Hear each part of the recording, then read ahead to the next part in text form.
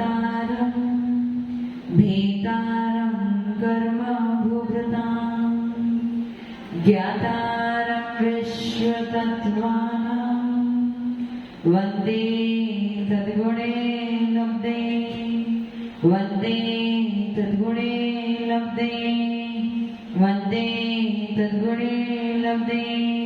जो लोग पंच परमेश्वर भगवान की देवादि देवादिनाथ भगवान की अंतिम शास्त्रपति महावीर स्वामी भगवान की परम पूज्य गुरुदेव श्री आदि सागर महावीर देवी बाल सागर संपति सागर जी महाराज की परम पूज्य गुरुदेव श्री सुंदर सागर जी महाराज की द्वादशांग जिनवाणी माता की। चलो 16 को परीक्षा है और परीक्षा सबको देनी है। इजी है पेपर, हार्ड नहीं है। अभी 2 दिन है ना अपना रिविजन करने के लिए, टेंशन क्यों लेते हो। कितनी कक्षाएं हो गई थी? अनंतानुबंधी, अप्रत्याख्यान और प्रत्याख्यान। अनंतानुबंधी के गुणस्थान कौन से थे? पहला और दूसरा। अप्रत्याख्यान के तीसरा और चौथा। पहले से चौथा 4 गुणस्थान अप्रत्याख्यान कक्षाएं के। प्रत्याख्यान कक्षाएं 5 गुणस्थान, 4 से 7 ओनली 5वां। पहले से 5वां 5 गुणस्थान होते हैं प्रत्याख्यान कक्षाएं के। और उसके बाद लास्ट कक्षाएं कौन सी है? संज्वलन कक्षाएं। उसके गुणस्थान 1 से लेके 10वें गुणस्थान तक संज्वलन कक्षाएं पाई जाती है। और प्रत्येक कक्षाएं कितने हुए हैं? क्रोध, मान, माया, लोभ। इतना क्लियर है ना? संज्वलन की परिभाषा आपने लिख ली है ना? बाकी है जो सम्यक रूप से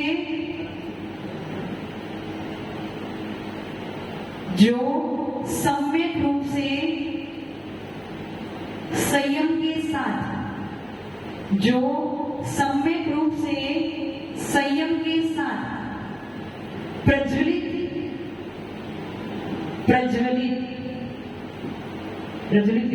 प्रज्वलित होती रहे उसे संज्वलन कषाय कहते हैं।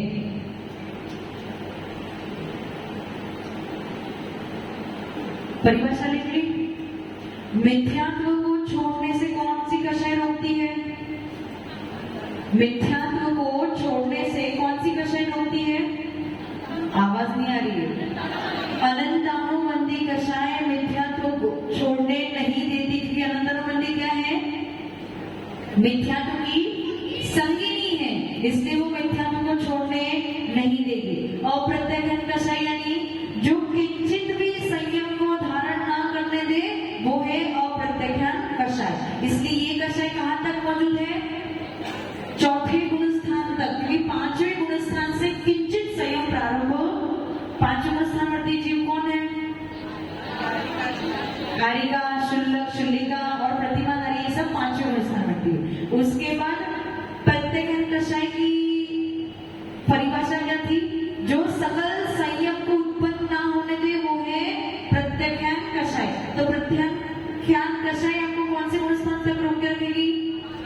5वें गुणस्थान, 6ठे गुणस्थान में नहीं जाएगी। अब जो संज्वलन कषाय है उसमें क्या है? जो सम्यक रूप से संयम के साथ प्रज्वलित रहे उसे संज्वलन कषाय, ये लिखा है ना? उसका मतलब क्या? ये कषाय जो है संयम के साथ में रहती है। संयम के साथ में मतलब सकल संयमी के साथ में रहती है। सकल संयमी कौन है? साधु, निर्ग्रंथ साधु क्या है? सकल संयमी है। तो इनकी कषाय कैसी होगी? अनंतानुबंधी। कैसी होगी?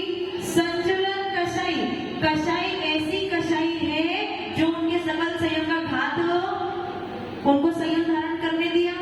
कषाय ने रोका क्या उनको? नहीं रोक, हमें रोक रहे हैं, कषाय रोक रही है हमें। हमारी कषाय रोक रही है ना। हम निर्ग्रंथ वेश को धारण कर सकते हैं क्या? सकल संयम को धारण कर सकते हैं। तो हमारी प्रत्याख्यान कषाय हमें रोक रही है, लेकिन उनके पास कौन सी कषाय है? संजुलन कषाय है, उनके सकल संयोग को रोक, तो फिर कषाय अच्छी है या बुरी है? क्यों सकल संयोग को नहीं रोक रही तो अच्छी है बुरी है? बुरी कैसे है? सकल संयोग को उत्पन्न होने दिया कि नहीं होने दिया? रोका उसने? राजू जी सकल संयोग को रोका? नहीं रोका ना? आशीष के पास अभी कौन सी कषाय है? ठीक है, तो सकल संयोग है उनके पास, मुनि पेश है, निगृण पेश है, तो रोका क्या? नहीं रोका ना, साथ में ही चल रहा है ना, तो फिर अच्छी है बुरी है? अच्छी है बुरी है? बुरी ही है, क्योंकि वो यथाख्यात चारित्र को घात करती है। किसका घात करती है? लिखो, यथाख्यात चारित्र का घात करती है। यथाख्यात, यथाख्यात, यथाख्यात,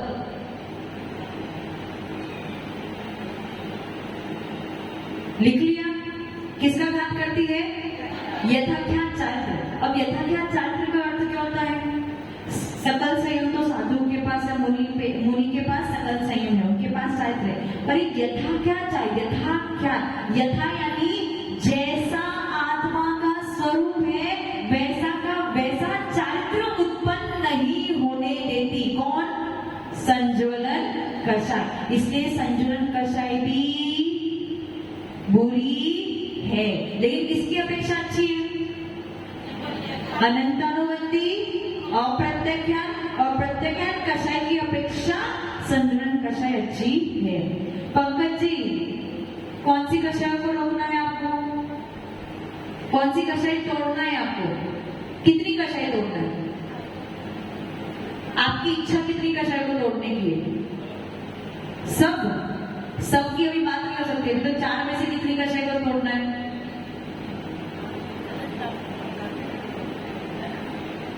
आपका माइक दे दो भैया, माइक दे दो।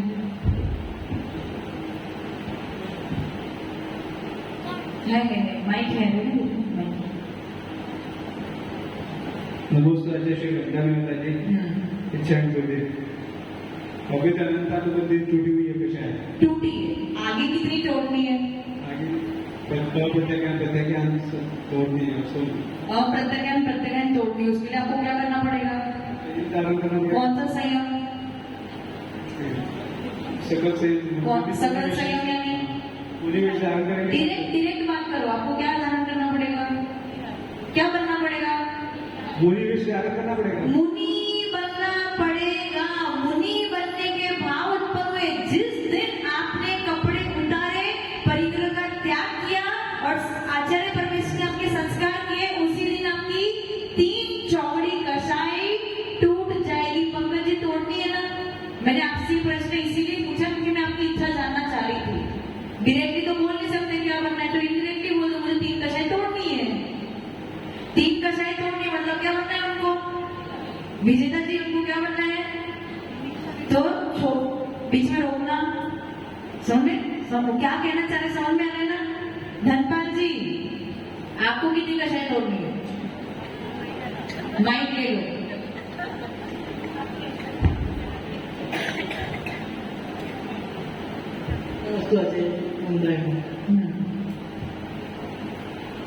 प्रयास तो है 3 कषाय टूटने का, आगे प्रयास अभी कितनी कषाय टूटी है?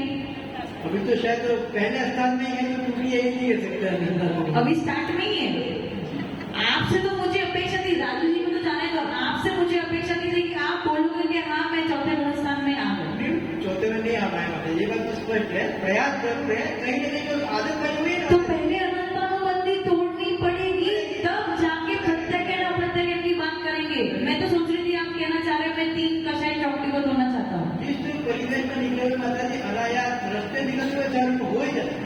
अब चाहे हो जाता है, पर याद नहीं आता आपको, हमारी याद नहीं आती। होने के बाद याद आता है कि ये मेरी गलती कर। तो फिर दूसरी बार से दूसरी बात ध्यान रखना है, एक स्वभाव बना हुआ है ना, या हो जाता है। आप क्या हो? स्कूल के प्रिंसिपल। बच्चे ऐसी गलती करे तो पुनः पुनः पुनः पुनः उसको क्या होता है? फिर पनिशमेंट देनी पड़ती है। गलती। कई मिनट उनको देने का प्रयास करता है, नहीं नहीं शायद तो चलते हैं कि दोबारा वो लगता है कि आप अब ये इच्छा भाव के आपको तीनों कषाय चौकड़ी तोड़नी है, भले वो पुनीत जी रोके, यशवंता जी रोके, कोई भी रोके, आपको कितनी कषाय तोड़नी है? बलवीर जी आपको भी समझ में आ रहा है कितनी तोड़नी है? एटलीस्ट 3 तो तोड़नी ही है।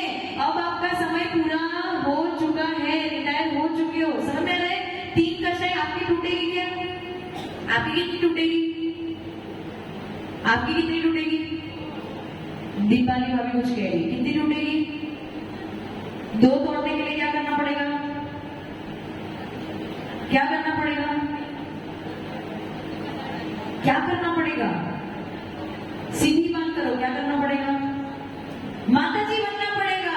माताजी बनने की इच्छा की जिस दिन आपने सारा परिग्रह त्याग किया, इन सफेद भेष को धारण किया, आचार्य गुरु ने संस्कार किए और आपकी दोनों कषाय टूट गया, कौन से गुणस्थान में आ गए? 5वें गुणस्थान में। समझ में आ गया? और जिसको केवल मिथ्यात्व को छोड़ना है उसको कौन सी कषाय तोड़नी पड़ेगी? अनंतानुबंधी। सब कुछ किसके हाथ में है? आपके स्वयं के हाथ में है। और ये संचरण कषाय कहां तक जाएगी? 10वें गुणस्थान तक। और जैसे ही आपने 10वां गुणस्थान पार किया, आपका यथाख्यात चारित्र यानी आत्मा का जैसा स्वरूप है, क्लियर स्वरूप प्रकट हो जाएगा। इसी को कहते हैं यथाख्यात चारित्र। तो संचरण कषाय क्या कर रही है? राजू जी, संचरण कषाय क्या कर रही है? किसका घात कर रही है? यथाख्यात चारित्र का घात कर रही है। इसलिए कैसी है? खराब। परंतु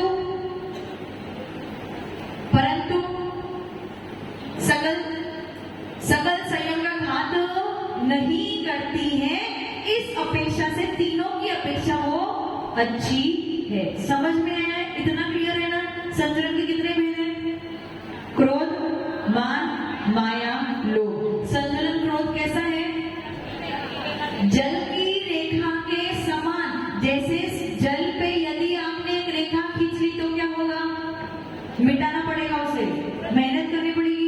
कुछ भी नहीं, हवा का इंतजार भी नहीं करना पड़ेगा। रेखा आप यहाँ तो खींच रहे हो और पीछे वापस मिटती जा रही है। उसी प्रकार से साधु यदि क्रोध करते भी हैं तो उनका क्रोध कैसा होता है? जल की रेखा के समान। एक चुटकी में ही भूल भी बोल दिया और छोड़ भी। और आप लोग क्या करते हो? मन में कचरा मैल भर के रखते हो। ऐसा बहुत से लोग कहते हैं। तपस्वी सम्राट सन्नति सामा जी जिन्होंने दर्शन किए होंगे वो कहते हैं कि उनको बहुत आता था, गुस्सा आता था, वो गुस्सा करते थे, लेकिन वो गुस्सा खींचते, गांठ बांध के किया और छोड़ दिया। तो आपको क्या करना है? आपको क्या करना है? गुस्सा कर दिया, कोई बात नहीं, लेकिन उसे तुरंत छोड़ दो। उसका वासना काल कितना है? संस्कार काल। संचरण कषाय का कितना है? ओनली एक अंतर्मुहूर्त 48 मिनट में एक समय कम के ऊपर आपकी एक घड़ी भी नहीं जानी चाहिए। यदि चली गई तो गुणस्थान 5वां हो जाएगा। यदि कोई साधु परमेश्वरी भी है, यदि उनसे कोई क्रोध, मान, माया, लोभ में से कोई एक भी कषाय यदि हो गई तो उनको कितने समय में छोड़नी पड़ेगी उस कषाय को? एक अंतर्मुहूर्त में तो एटलीस्ट उनको छोड़नी ही पड़ेगी, नहीं तो उनका गुणस्थान 5वां। पर बाहर से आपको क्या दिखेंगे? बाहर से क्या दिखेंगे? बाहर से तो निर्ग्रंथ भेष दिखेंगे, लेकिन अंतरंग से उनकी आत्मा का गुणस्थान 5वां हो जाएगा। समझ में आ रहा है? हम क्या कह रहे हैं? आपको समझ में आ रहा है ना? संचरण का संस्कार काल कितना है? 48 मिनट्स में एक समय कम। क्रोध हो गया, फिर संचरण काल लता के समान, बेल के समान। बेल कैसी होती है? बेत भी लिख सकते हो, बेल भी लिख सकते हो। बेत जो होता है ना, ये इसके ऊपर जो लगता है, ये क्या है? ये जो ऊपर लगा है ना, ये तुरंत फोल्ड हो जाता है। इसको बेत भी बोल सकते हो। अथवा जो लता होती है वो कैसी होती है? बिल्कुल नरम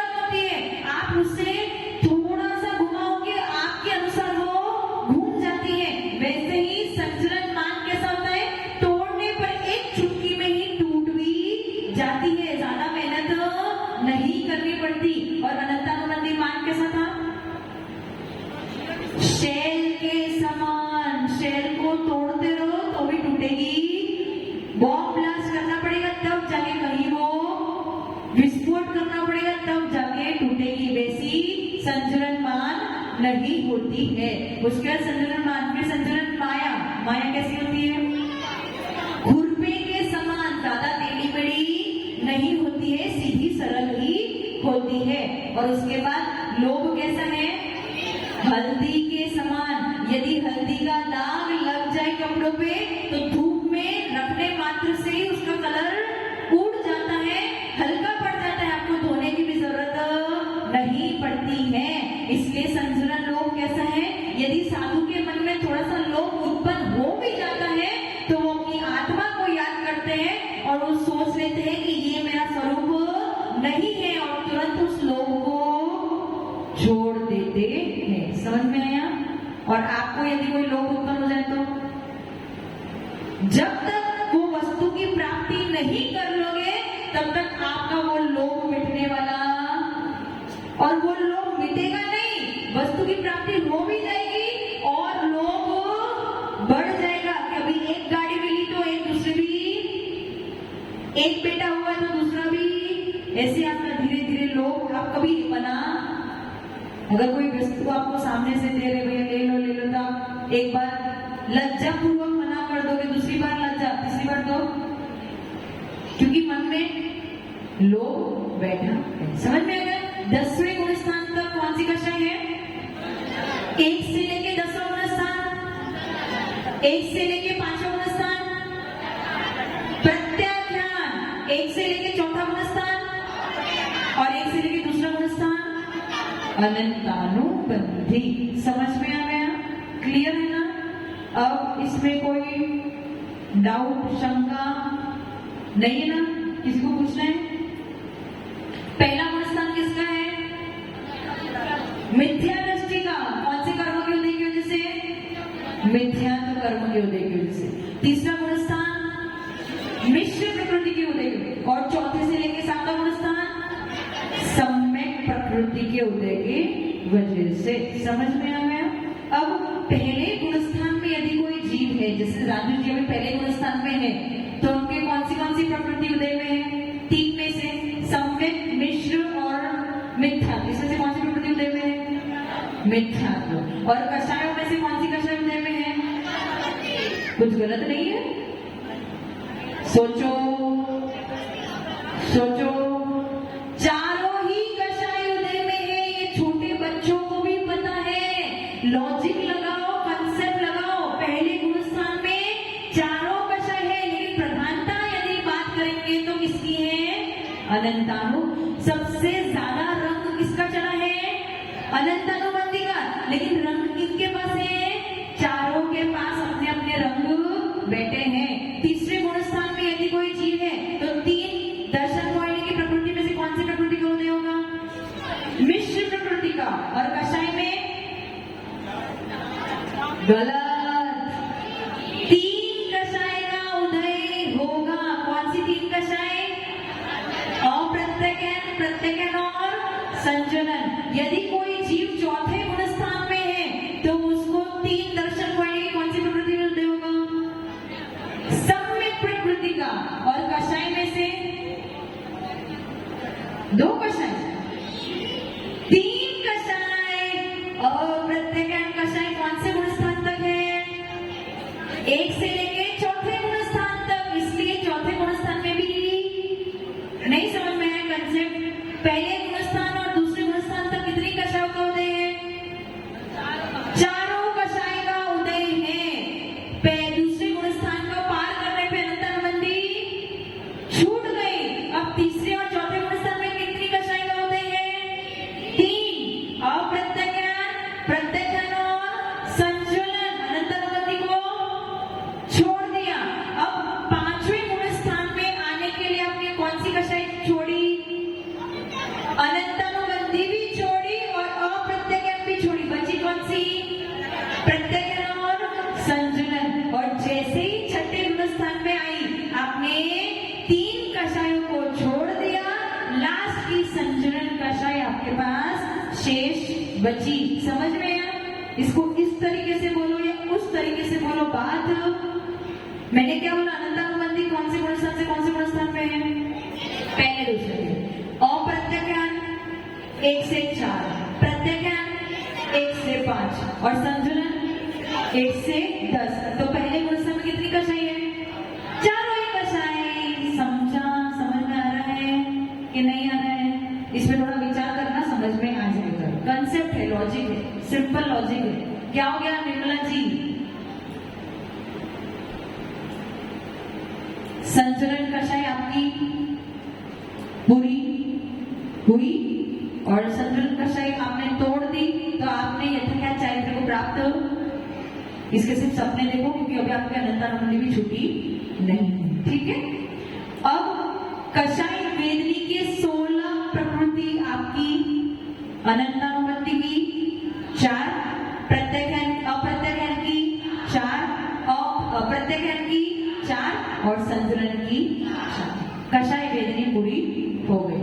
अब क्या बाकी है? अकषाय वेदनी। अ यानी किंचित, अ यानी किंचित। जो किंचित कषाय है उसे अकषाय कहते हैं।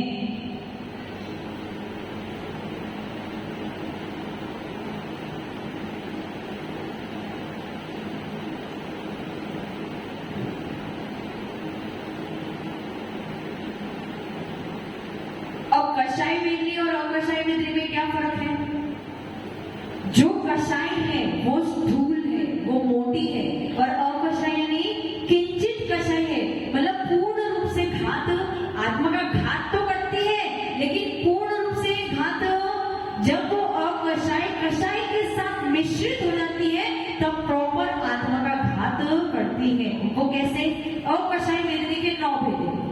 हास्य, रति, अरति, शोक, भय, जुगुप्सा, स्त्रीवेद, पुरुषवेद, नपुंसकवेद।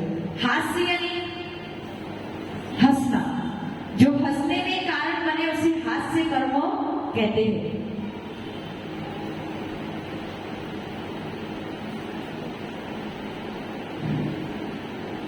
अब आपको हंसी तो आ गई, परंतु वो हंसी मायाचारी पूर्वक किसी को उल्लू बनाने के पीछे या किसी का मजाक उड़ाने के पीछे आपको हंसी आ गई, मायाचारी पूर्वक आ गई, या मान कषाय पूर्वक किसी पे आपको हंसी आ गई, तो हंसना गलत, हंसना भी गलत है, लेकिन उतना गलत नहीं है जितना क्रोध, मान, माया, लोभ करना गलत है। हंसी तो आ जाती है, प्रमोदवश, खुशीवश हंसी आ जाती है, उसके पीछे हास्य कर्म अपना काम करता है, लेकिन जब वही हास्य कर्म क्रोध, मान, माया, लोभ के साथ जुड़ जाता है तो वो आपके आत्मा का घात कर देता है। समझ में?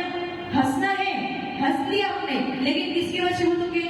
मायाचारी, किसी को चिढ़ा रहे हो, किसी पे किसी का मजाक उड़ा रहे हो और अंदर में बहुत खुश हो रहे हो, उसे नीचा दिखा के तिरस्कार करके हंस रहे हो, तो ये आपके लिए गलत हो जाए। लेकिन नॉर्मल हंसी, वो तो नॉर्मल सी बात है। अभी अनंतानुबंधी नहीं छूटी तो हास्य कहाँ छूटेगा? हमारा भी नहीं छूटा। समझ में? हास्य कर्म क्या है? जो हंसने में कारण बने वो हास्य कर्म। रति,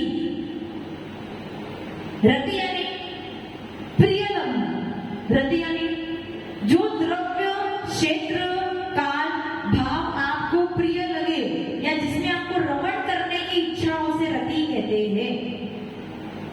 रमण करना यानी जिसमें आपको रहना अच्छा लगे उसे रति कहते हैं।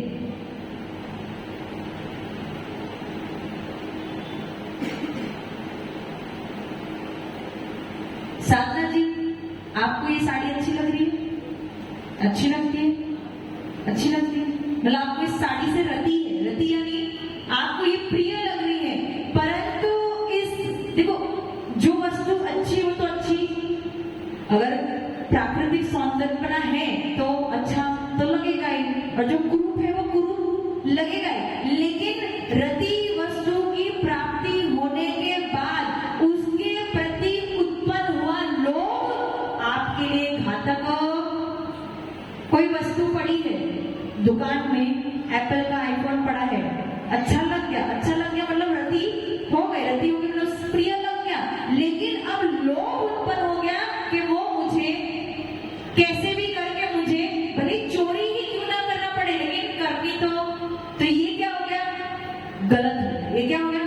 रति करना गलत, ऐसे तो गलत है लेकिन इतना गलत रति क्यों नहीं हो सकती? जो व्यक्ति अच्छा है वो हमें अच्छा लगता है, जो व्यक्ति बुरा है वो हमें अच्छा, लेकिन जो व्यक्ति बुरा है उसके प्रति जब क्रोध, मान, माया, लोभ वाले कषाय उत्पन्न हो जाती है तो वो हमारे लिए घातक, किसी की क्रिया अच्छी नहीं है। अब रावण ने सीता का अपहरण किया तो आपको अच्छा लगा?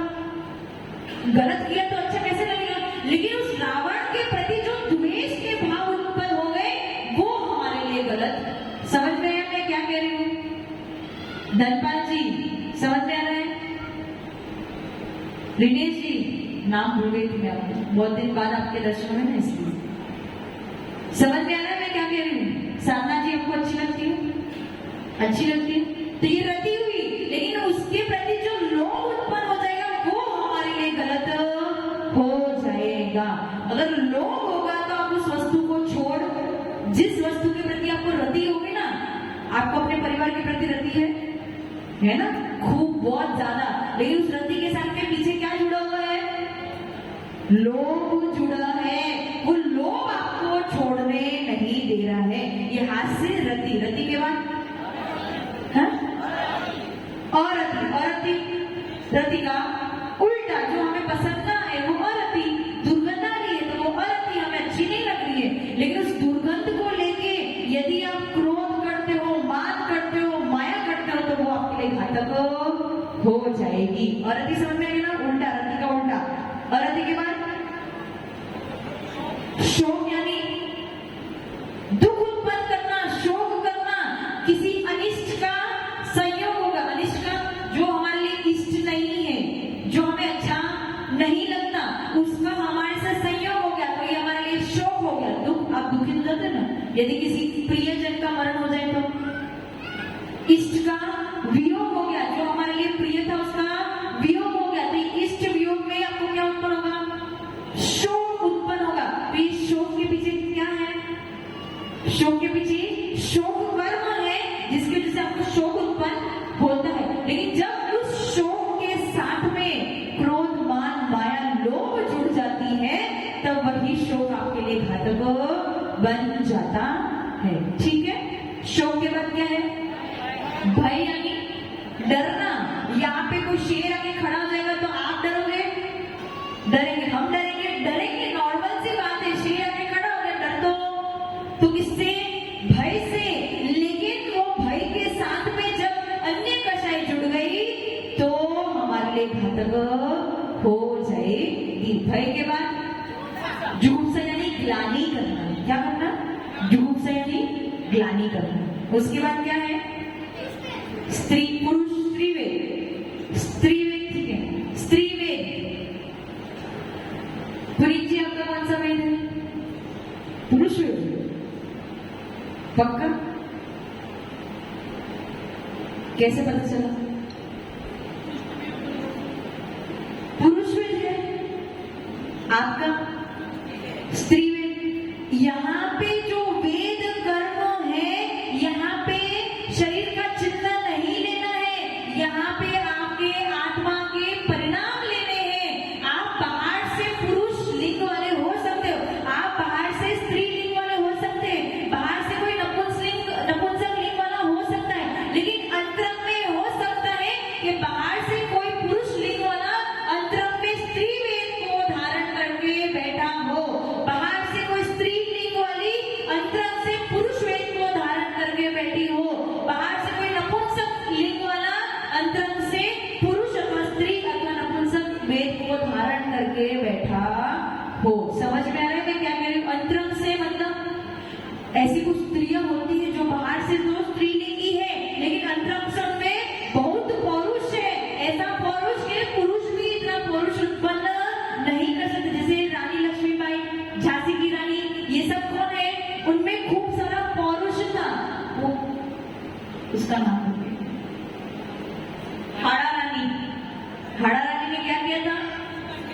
केवल एक युद्ध के लिए अपना सर काट के उसने अपने राजा को दे दिया था। उसे ये डर लग गया था कि अगर राजा को मेरी याद आ गई तो वो हार जाएगा। बताओ इतना पौरुष आप में है। वो स्त्रियां थी, उसके बाद भी उनमें पौरुष था। ऐसा जो पौरुष होता है, मतलब अंतरंग से उनकी आत्मा के परिणाम कैसे हैं? पुरुष वेद वाले हैं, लेकिन बाहर से वो क्या है? स्त्रीलिंग। तो यहाँ पे लिंग की चर्चा, ये जो मोहिनीय कर्म है, यहाँ पे बाहर के शरीर की चिन्ह की चर्चा नहीं चल रही है, आपके आत्मा के परिणामों की चर्चा। लिंग की चर्चा कौन से कर्म में होगी? शरीर के चिन्ह की चर्चा कहाँ पे होगी? नाम कर्म में होगी। कौन से कर्म में? और अपन अभी कौन सी बात कर रहे हैं? मोहिनीय कर्म की बात कर रहे हैं। और मोहिनीय कर्म में आपको आत्मा के परिणाम को लेना है, शरीर से इसका कोई ताल्लुकात नहीं है। समझ में आ गया? समझ में आ गया? तो स्त्री वेद का उदय यानी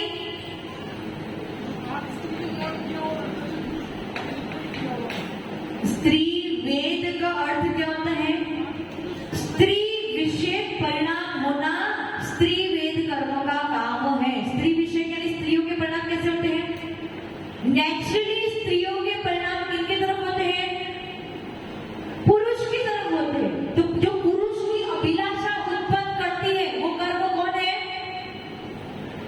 जो पुरुष की अभिलाषा उत्पन्न करे वो कर्म कौन सा है? स्त्री वेद। स्त्रियों को किसके प्रति आकर्षण होता है? पुरुषों के प्रति। तो जो पुरुष के प्रति अभिलाषा उत्पन्न करे वो कर्म कौन सा है?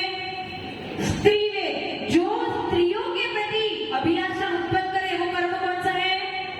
पुरुष वेद। और जो दोनों के प्रति अभिलाषा उत्पन्न करे वो, समझ में आ गया?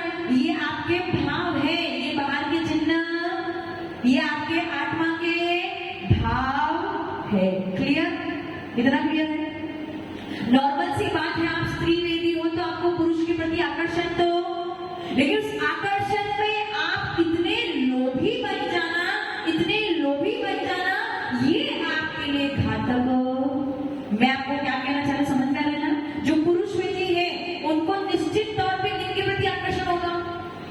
स्त्रियों के प्रति आकर्षण होगा। ये बहुत नॉर्मल सी जनरल सी बात है। लेकिन उस आकर्षण के पीछे आपने मायाचारी करी, आपने लोभ उत्पन्न किया, आपने किसी को प्राप्त करने के लिए किसी भी हद तक चले गए, ये आपके लिए खराब हो जाएगा। समझ में आया?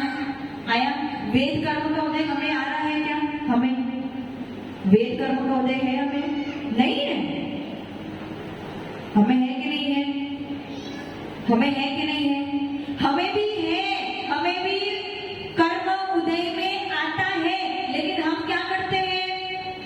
हम क्या करते हैं? संयम धारण किया है। हम अपने परिणामों को, परिणाम हमारे लिए उपयुक्त नहीं है, क्योंकि आत्मा का स्वरूप ऐसा। किसकी वजह से परिणाम आए? कर्मों के उदय से आए। लेकिन उन परिणामों के वशीभूत होकर यदि हम कुछ गलत कार्य करते तो गलत हो जाएगा। समझ में आया? कर्म का उदय आपको भी आ रहा है। कर्म का उदय, ये जो वेद कर्म का उदय है वो आपको भी आ रहा है, हमें भी आ रहा है। लेकिन हमने नियंत्रण, समझ में आ गया? और आपने आने दो। समझ में आ गया ना? क्लियर? अकषाय भी पूरी, अकषाय वेदनी, अकषाय वेदनी भी पूरी, कषाय वेदनी और अकषाय वेदनी भी पूरी हो गई। आपका मोहिनी कर्म एट लास्ट 1 महीना शायद होने नहीं, 1 महीना तो नहीं होने, हाँ, एट लास्ट आपका मोहिनी कर्म आज जाके पूरा हो गया है। इस मोहिनी कर्म को समझो, नहीं तो संसार आपके लिए बहुत बड़ा है। ये मोहिनी जितना बड़ा शत्रु है उतना बड़ा शत्रु इस दुनिया में और कोई भी नहीं हो सकता है। इसलिए इस मोहिनी कर्म को समझो। कल मैं आपको पूरा रिवीजन करा दूंगी, रिवीजन हो जाएगा। उसके बाद परसों आप सबको एग्जाम देनी है, कोई भी फेल नहीं होगा, ये मेरी गारंटी। ठीक है? चलो एक बार सरस्वती माता के चरणों में, क्या फेल नहीं होगा? होने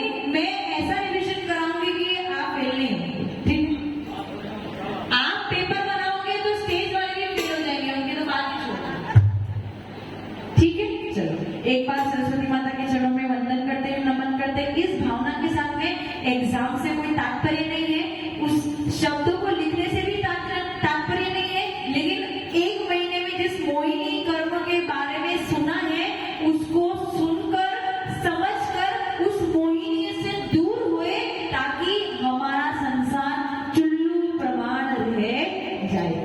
ओम प्रेम वाग्वादिनी द्वंद्वशाकिनी हंसकामिनी वीणावादिनी शुक्रात्मिका सर्वदाय सरस्वतीभ्यो सरस्वतीभ्यो सरस्वतीभ्यो। जेवढं